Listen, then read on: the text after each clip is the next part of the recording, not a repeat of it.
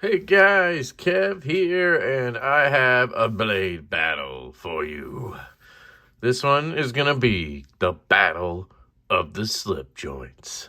So what we have today is the Tactile Knife Co. Bear, right here. And the Jack Wolf Knives Sharpshooter Jack, right here. There you go, ladies and gentlemen. These are your warriors tonight, your gladiators. The Battle of the Slip Joints. Let's get it on, baby.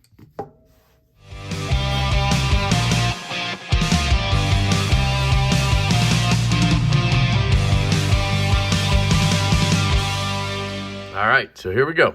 I have the categories all set up, and we can talk about that. We'll have to see if anything changes because of the fact that they're slip joints, but I don't think we'll have to adjust any categories or anything.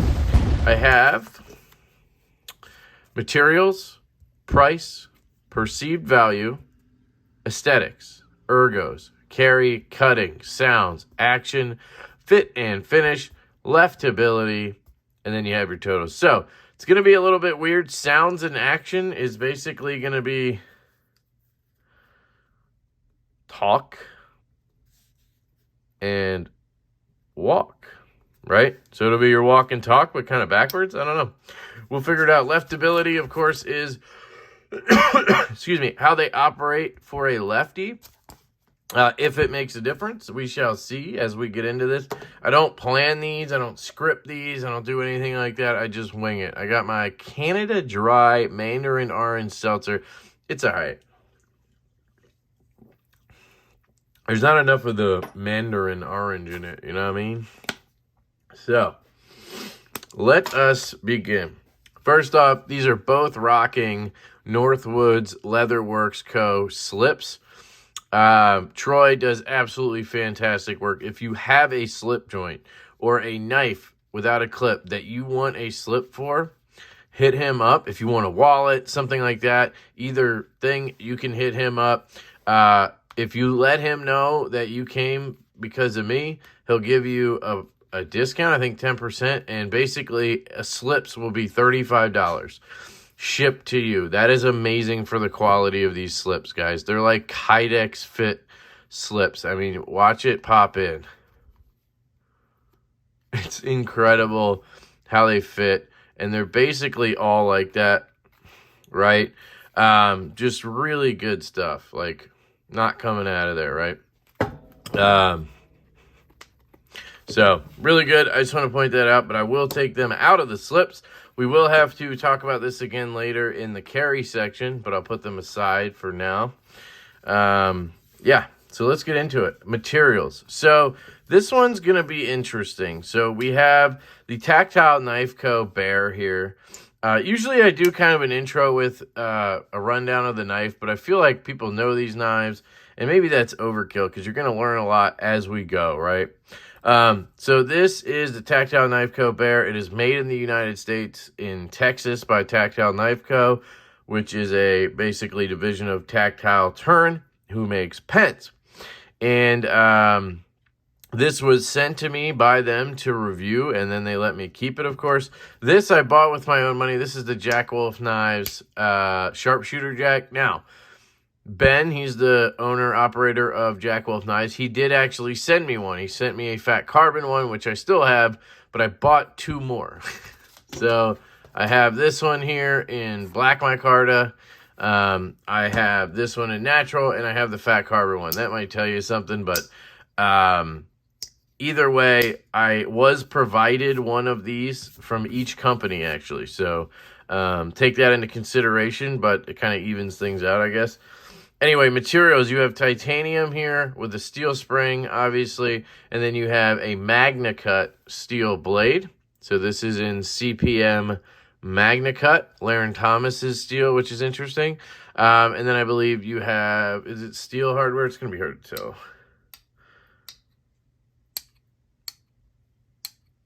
I think it's steel hardware. And then you have, like I said, Magna Cut, and you have a zirconium bead back here with the lanyard. On this guy, the Jack Wolf Knives, Sharpshooter Jack, you have titanium bolsters. You have canvas micarta inlays. You can also get fat carbon, but this one's canvas micarta. It is natural micarta. Steel spring. I believe the hardware on this is also steel. Yeah, I'm going to go with steel on that. And this is an M390 blade, Bowler M390 blade. So, I'm going to not count the lanyard bead because some people won't want that. You have to buy it separately. I paid $40 actually for this, and then they sent me the knife.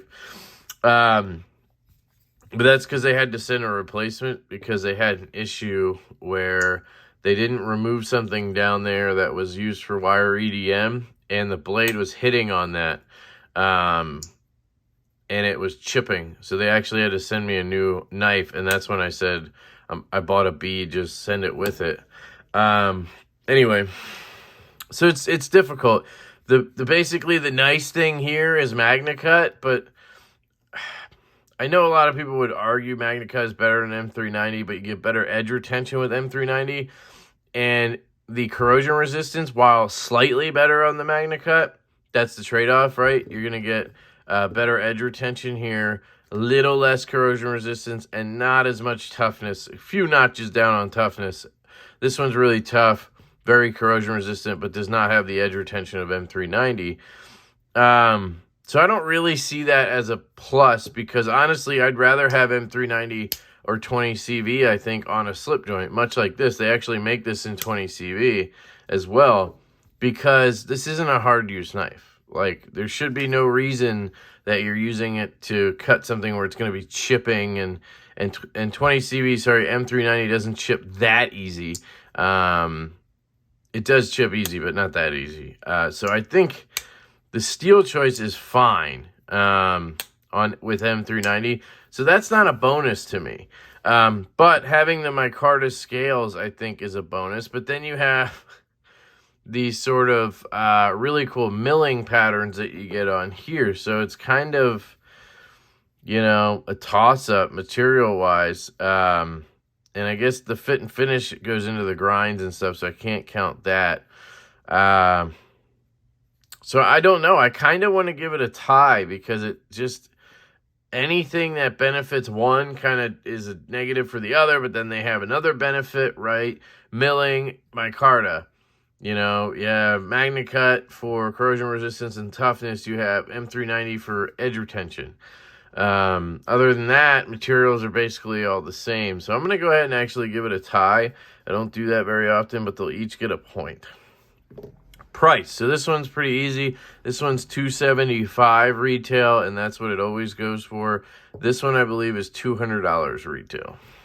So price goes to the Bear. It's pronounced Bear, but it's spelled with an X. Perceived value. So this one is interesting. I would say that neither of these right now are like off the charts value wise. Like these you can get secondary probably for less than retail. And these, I haven't seen them going secondary yet. They dropped like a couple weeks ago. I've had one for like a month. So I don't know. I don't know where to go with that. It's another tricky one here. I guess I would say because the Jack Wolf is holding value at $275, then the perceived value would be higher, right, than this. This is never going to sell for $275 if you bought one off somebody. So I'm going to go with the Jack Wolf on that. Plus, the other aspect there is collectability. These are going to be collector pieces. He's doing 300 pieces, and that's it. You may never see these materials again. In fact, you probably won't. The artwork on the packaging, you know, that's important. That goes back to materials, but so yeah, I'm going to go with perceived value and go to the Jack Wolf there. So aesthetics. I really love the look of the bear when it's closed like this. I think it's really nice looking. I love the milling pattern, all that stuff, right? When open, it's still super sexy. I think it's one of the nicest looking slip joints, right? With the little lanyard bead hanging off, I think it looks good. The SharpShooter, when closed, to me, doesn't do a lot for me. It's fine, but it's not like, you know, sexy or anything. But when this is open, this to me just is sexy as hell. You got that gun stock handle. You got the dual bolsters, whatever you call that. I just think it looks much cleaner when open. And then those grind lines set it off. The clip point is just a little bit more pronounced. Like there's a swedge in it, if you see that. And there's not on this. They're both beautiful. The milling lines in the bear really do set it off. I love the monochromatic look of the bear. It's really tough. I think I'm going to actually go with the bear on this one. That just monochromatic full tie look with the hardware, and then that nice contrast with the stonewash. And then I think what sets it off for me is this sort of nail nick with the dual nicks in there, or whatever you call them. I think that looks really good. And then this lanyard sets it off with the zirconium bead. I think that kind of nails it right there. Both are absolutely gorgeous. And, you know, if this were the fat carbon one, you know, I don't know. But they're both absolutely gorgeous. I just think maybe the bear takes it, because opened or closed, it's just really, really good looking. Very clean. So I'm going to go with the bear there. Ergos. So, interesting. This one's not hard at all. This one's going to go to the Jack Wolf. So, this is not uncomfortable, but it's very thin. 0.27, I believe. Let's measure that, because every time I say that, it sounds outrageous, right?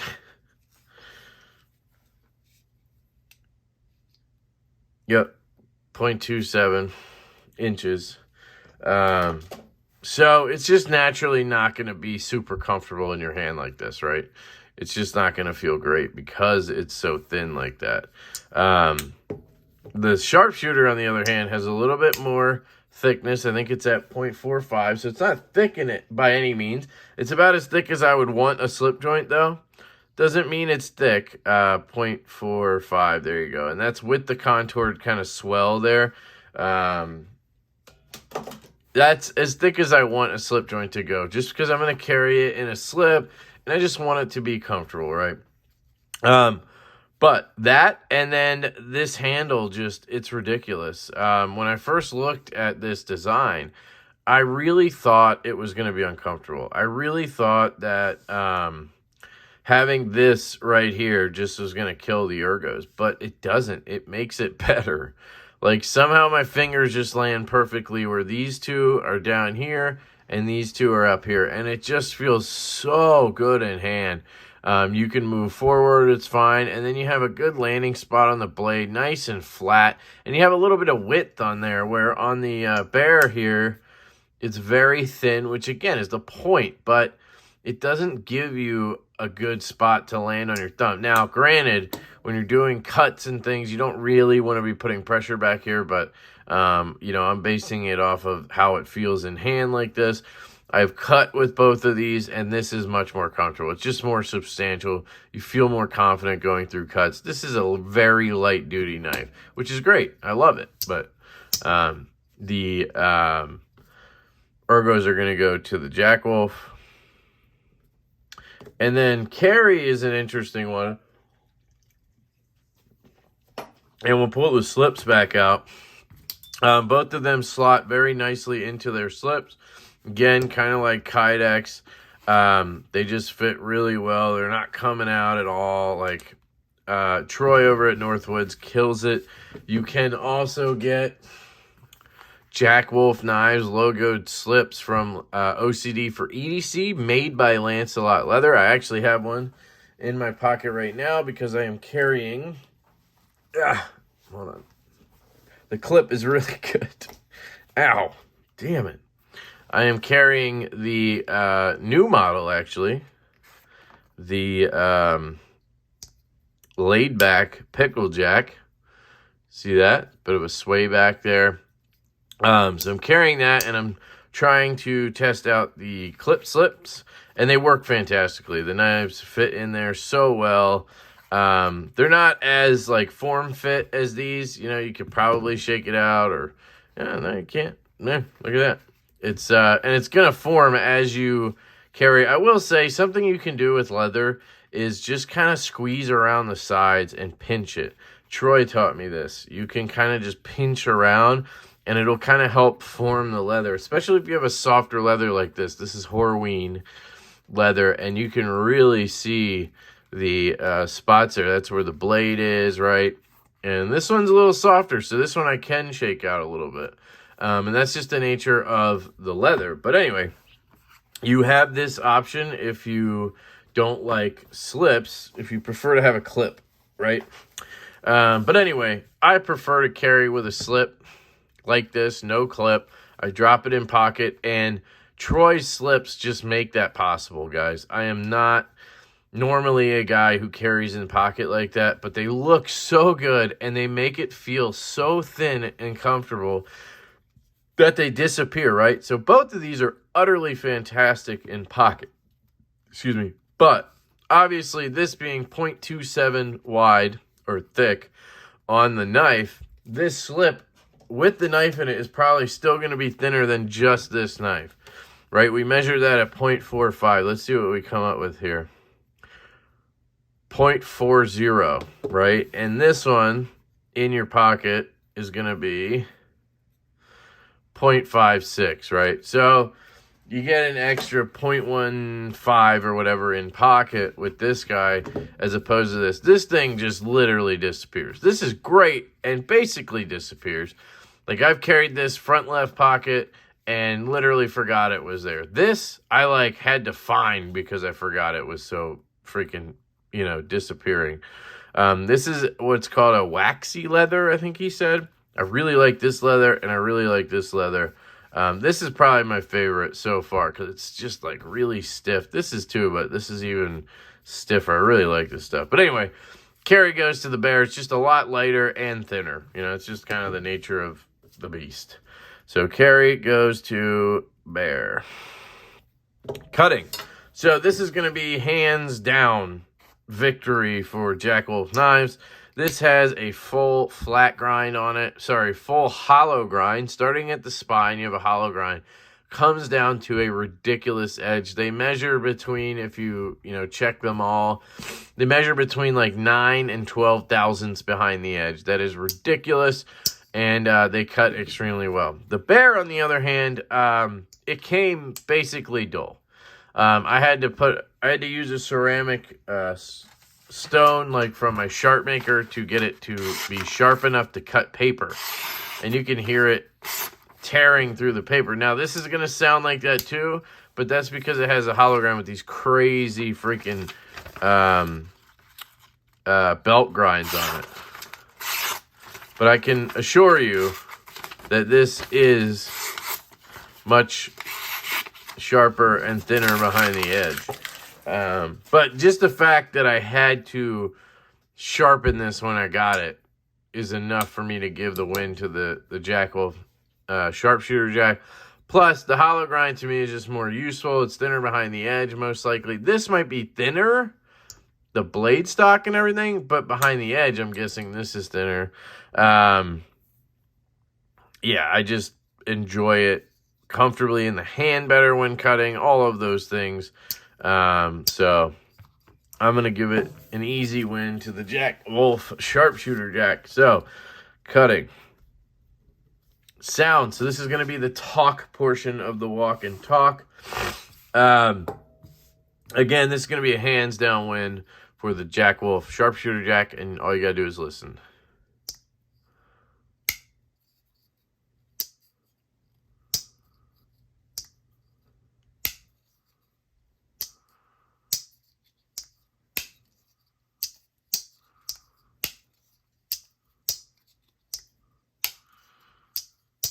Do that all freaking day. Here is the bear.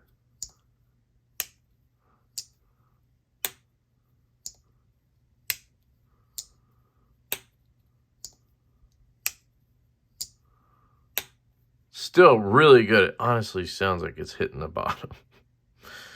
A little worried it's hitting bottom there. I don't know if you hear that thwack, but it's still good. But,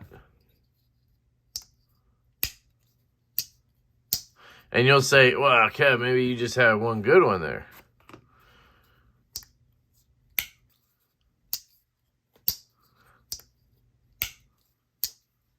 They all sound like that. It's ridiculous. To me, in person, I don't know what it sounds like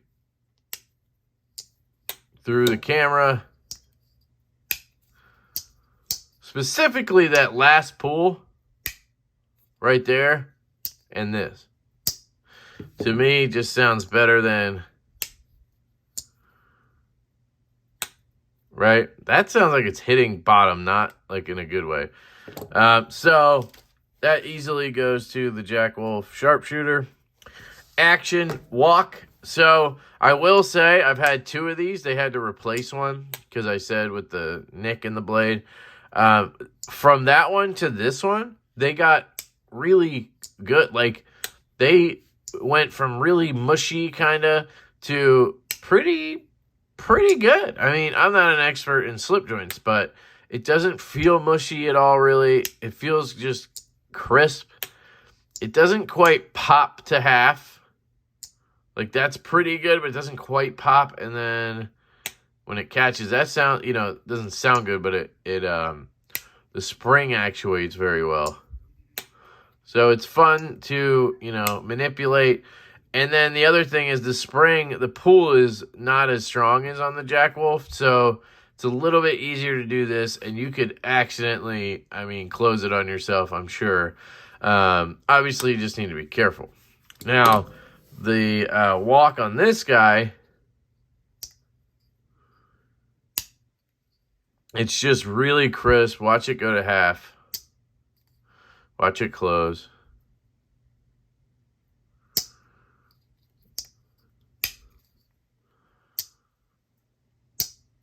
To me, it's just way cleaner, way crisper. The other thing to note is the pull. From here to half is about a 6.5, and then from here to open is a 7.5. And they did that on purpose, so it'd be easy to open like this, but it would be hard to close on yourself, right? You could still do it, but it takes more strength than this does, right? So that was a very cool consideration, having two pull weights, where this just feels the same all the way through. I'd say it's probably like maybe a 5 all the way through. Another part about it for me, I don't know where to put this, so I'm going to put it here, fit and finish, maybe it should go in, is your access to the grip. This is that full hollow grind, right? It has that nail nick, but you don't even need it. You can just grab anywhere on the blade and it catches because you have that full hollow grind. It gets thinner immediately, so you can grab. It's much like on the Trevor Berger knives. He does a full hollow grind, and that's why you can reverse flick off of his blades, because that full hollow grind allows you to dig in, essentially, because it's thinner right here than it is up here. Kind of creates a lip on the edge there, which is awesome. So that's the same with this. Boom, boom. Just easy to grip and rip. Where on the tactile, I feel like I've slipped off before. Like, it's very thin, and it's a flat grind. And then that nail nick is essentially useless. I mean, right-handed, like, you can't, like, I'm slipping out of it there. If you want to check nail nicks, here's the one on this one. This one will bite. This one bites. Like, I'm catching my finger on that, right? Where on this, it's wanting to just slip out immediately. So I'm going with action to, or walk to the Sharpshooter Jack. Fit and finish. So Another category that is a clear, just hands down victory for the SharpShooter. You can see the blade is dead nut centered, and that's not just this one. It's this one. I've handled a bunch. I think maybe my fat carbon one is ever so slightly off, but like ever so slightly.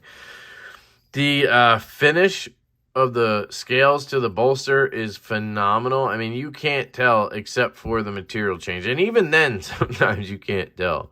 The spring is flush in all positions.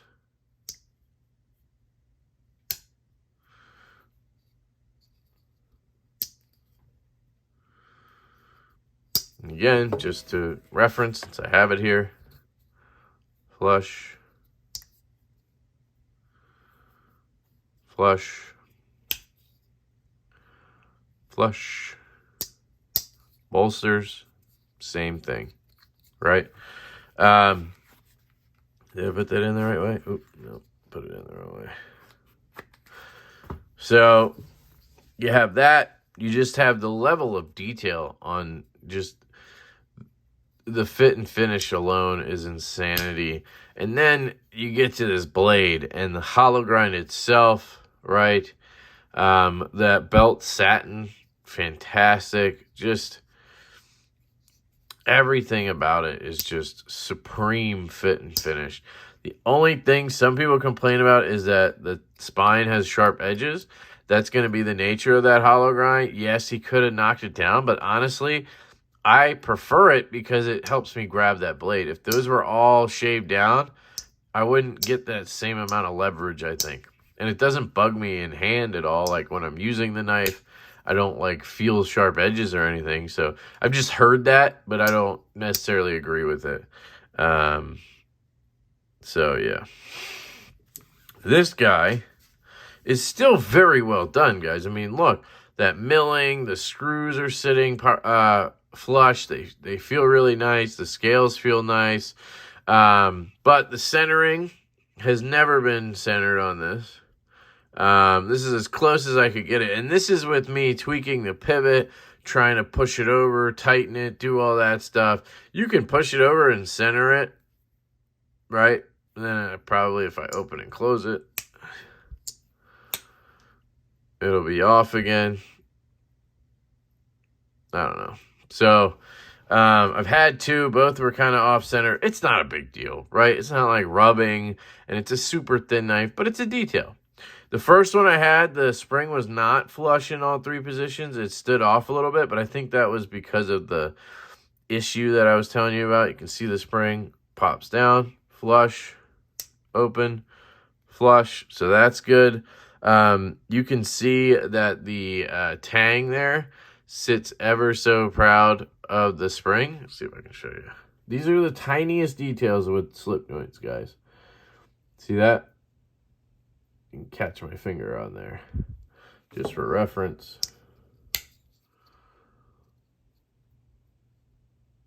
Oh. I mean, I can maybe catch it.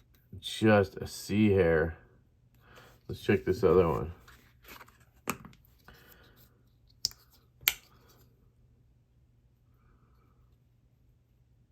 Well, that one's completely, well, I mean, barely. I mean, you see what I mean? It's such a microscopic thing, but it is there a little bit. This one's way more pronounced, though.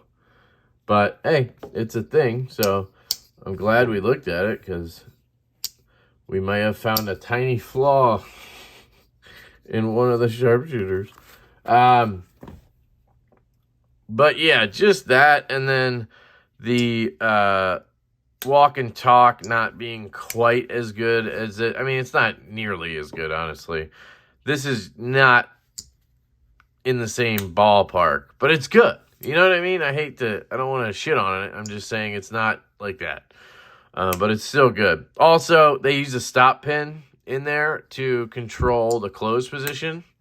So, you can see there I can't push down on it. It's stopped. I mean, it's a modern way of doing it. Nothing wrong with that. But the traditional way of stopping the blade from hitting the bottom is to use a kick, which is this right here. This is hitting down in there. I don't know if you can see the mark. You can see the mark right there, right? And that's what hits the spring, and it keeps the blade from contacting. That's your stop pin, essentially, right? So watch, I can actually push past it. See if you can see it. See how I'm pushing down? And that's going to push the edge into the spring if I do that. Now, is that going to naturally happen? I mean, if you were to kind of like whack it down, if you just do a normal like that, you're fine.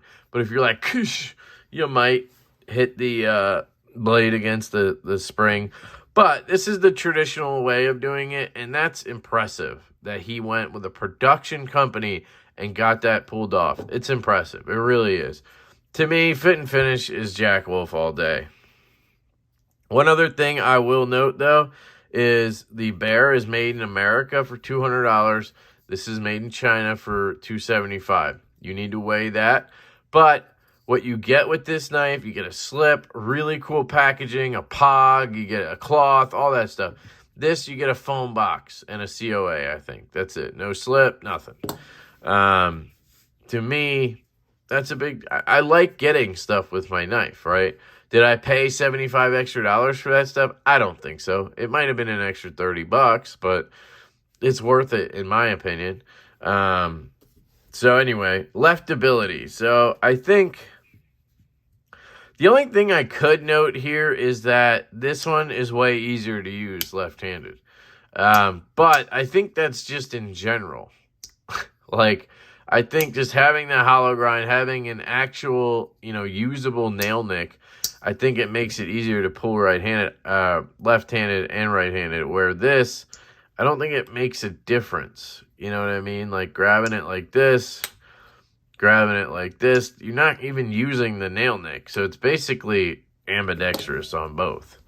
So I'd give it to the Jack Wolf, but I'm just going to cross that one out. So we have 1, 2, 3, 4, 5, 6, 7. 1, 2, 3, 4. 7-4. Jack Wolf wins. So there you go, guys. That's the battle of the slip joints. Am I a little biased because I love Ben? Yeah. But I also like Tactile Knife Co. They've been great to me. They're really cool people I've chatted with.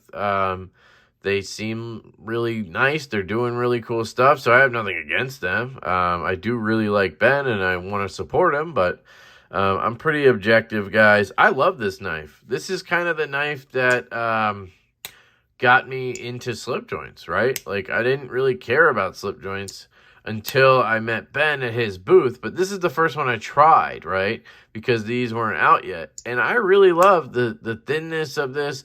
This one inspired me to design one, We have one in the works because of this knife.